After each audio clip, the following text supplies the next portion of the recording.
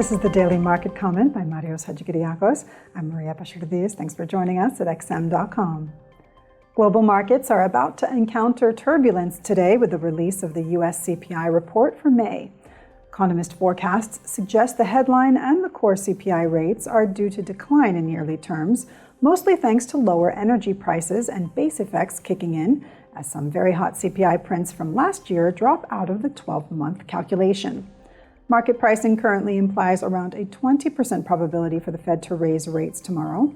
So either a cold CPI release will send this number closer to zero, or a hot CPI will turn the Fed decision almost into a coin toss in the eyes of investors.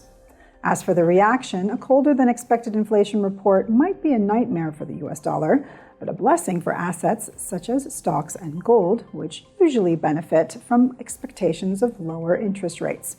A hotter than expected CPI could have the opposite market effects, helping to boost the greenback while punishing equities and gold prices.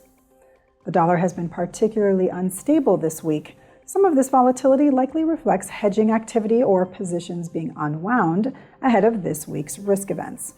Sterling has been a star performer this entire year, capitalizing on the euphoria in equity markets and a streak of encouraging data releases that have left the Bank of England no choice but to keep raising rates. This was also the case today, with the pound benefiting from the cheerful risk tone, as well as incoming UK data revealing a booming labor market and intensifying wage pressures. Stock markets are certainly trading as if the CPI has been leaked and was softer than expected.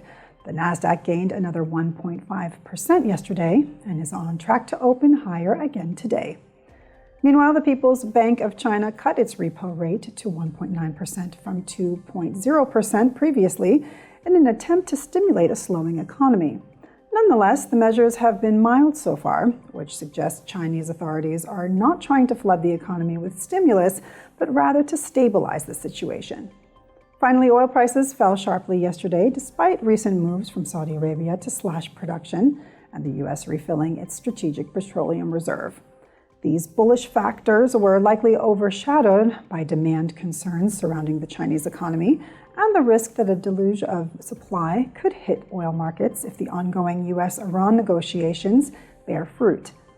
This was today's Daily Market Comment. Thanks for joining us at XM.com.